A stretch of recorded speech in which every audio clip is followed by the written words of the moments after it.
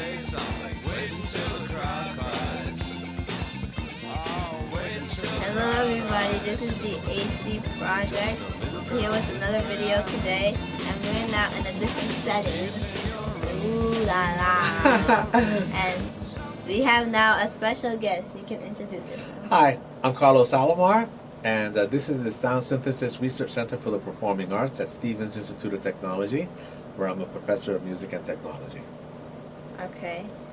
Now we will start asking the questions. Alright. When did you meet my dad? Well, Dennis Davis and I met in the, I guess, probably early 70s. I was just, I don't know, maybe 16 years old. Okay. And he was a little older, 17 or 18. We met in Harlem. I originally had heard from him at that time from a friend named Amir Kassan. He was a bass player. So I was working in Harlem playing with a group called The Main Ingredient, and I was also working at the Apollo Theater. And that's the first time I heard about Dennis Davis. Amir Kassan said, "Hey man, I want you to meet this cat. His name is Dennis, you know. He plays really good." I was like, okay. And I didn't really hear him play. I met him. And I thought that he was so funny. And he was so happy.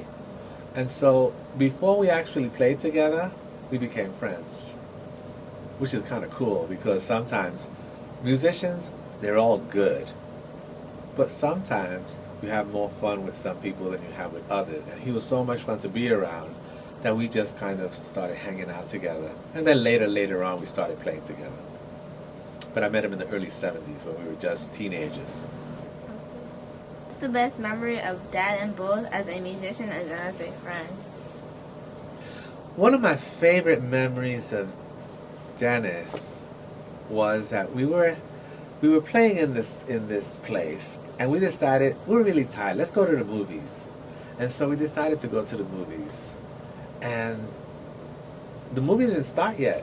And so we were sitting there talking, and then an announcement came on and says, "Oh, we're having problems, and the movie will be coming on real soon." And so Dennis Davis says, "Hey, I'll be right back."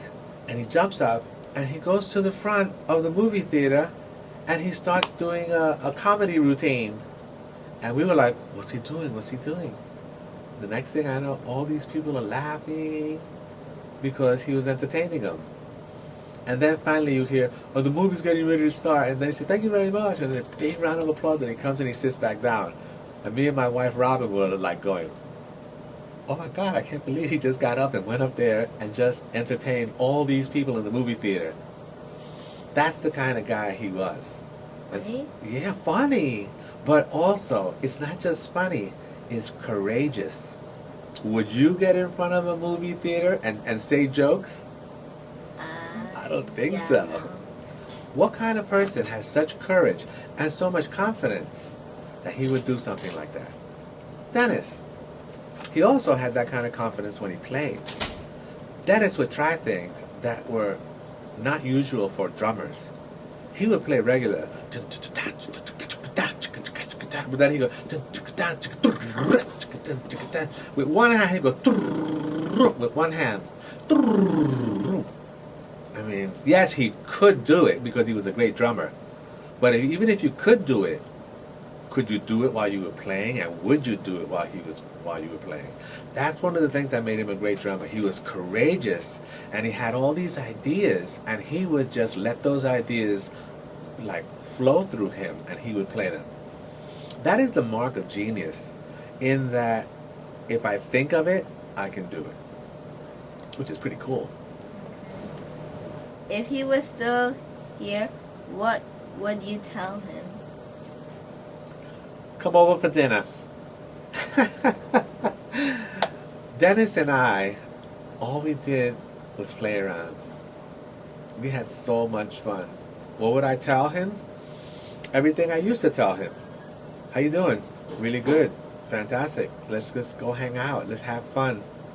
Let's party. Let's meet people. Dennis was a people person, and so he liked to be around people. You know what I mean? And so what would I tell him? Dennis and I never really talked about, you've got to do this and you've got to do that. You know what I mean? We were friends. You have friends, right? What do you tell your friends?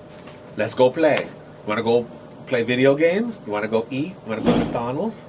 You see? Is it heavy stuff that you talk about?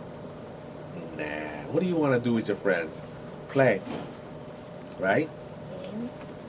Well, we did play games. He played drums and I played guitar. And those were the games that we played. So all we ever wanted to do was just play. Okay. That's all he ever wanted to do. He would say, we have something called jam sessions. If anybody could find a jam session, an open mic, Dennis could. He would say, hey man, there's this little club that they play at 8 o'clock at night, or after 2 o'clock, you can go down there and they have drums and guitars, and let's go over there and just take over. And we would go to these clubs in Brooklyn and Manhattan, and we would just sit down, and because they had amplifiers and guitars and drums, we would just jam all night long. And in jamming, we that's the way we play. And I think that even kids nowadays, the same way that you play is the same way that you should do music. Playing with it and enjoying yourself. Here's something funny about Dennis. Dennis would go, and I go, and then I would look at him and he would look at me, and you know what we do? Bust out laughing. Because when you play and you nail it and you do it exactly right, it makes you bust out laughing. That's the kind of enjoyment that we would do. So what would I tell him? Play on, Dennis, play on.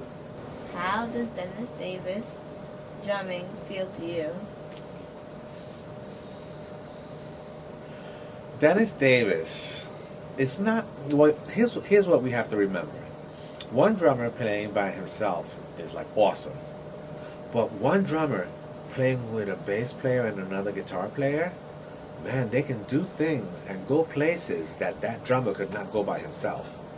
When you put musicians together and they really play well together, they can go so high. Because if I hear Dennis go, I'm going to go, hey, and the bass player will go, you understand?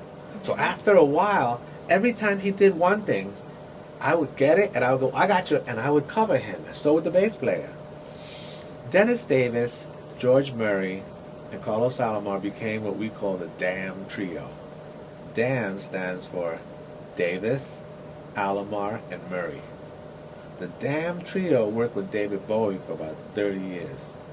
And that trio was the one, man, when we played together, it was like, shoo. And if Bowie was standing on that, Bowie would stand on that, and we would hold him up just like that. See? That's how solid we were. Every time we got together, Bowie would say, hey, I need some ideas. Let's try this idea for this song. And Dennis would say, sure. How about if we do it this way? And I go, yeah, that's cool. The next thing you know, within like 5 minutes, me, George, and Dennis, we would have the groove. And Bowie would go, yeah, that's cool. And look, Dennis did that with Bowie, with George Benson, with Stevie Wonder, you know, with the jazz bands, with Roy Ayers, you know what I mean? So when one guy does it, maybe he did it lucky. But when you do it all the time, man, that's a great drummer. So Dennis Davis's drumming meant to me that it would make a great trio, the DAM trio. So that's what his drumming meant to me. He was one part of three. He was 1/3 of the whole. The whole was the DAM trio, and the DAM trio could not exist without Dennis If Davis. you could play one song, what would it be and why? If I could play one song with Dennis, or one of Dennis's songs? One of your songs. Dennis. What in the world? That song? Yeah, there's a song that we used to play called What in the World. What in the world can I do? What in the world can I do? I'm in the mood for your love, for your love, for your love. Simple song, but the music was so cool. Okay. And I love playing that kind of stuff. Alright, are you ready for the next question? I'm ready. Alright. Are you ready for the next answer? Yes. Okay, the next good. one. Can you give me an advice, something my dad would tell me? Do no harm. You know what that means? Yeah. What does it mean? Don't do harm, like don't do violence. Yeah. Well, it's not so much as violence, but we don't know anybody. And so when you meet people, he and I like to keep things light. You know what I mean? We don't get heavy duty with people. We don't get heavy, and we don't tell people off and get angry at people. You know what I mean? And so, do no harm means live a life that's calm. And that if people want to argue with you, you can simply say, you know what, I'm good. Sometimes you fight to be so happy, don't let anybody take it away from you. Do no harm. You wake up in the morning, and when you go to sleep, you look in the mirror and you say, did I do any harm today? And if you can say, no, I didn't hurt nobody's feelings, that was a good day. If you're looking for a college, I would suggest this one. Stevens College, I would like to call that. Stevens. And we will take a tour later. It will be around about this building of the school. And if it's not too late, we do another building. And that's all the time we have today. So, see you real soon, everybody. Bye!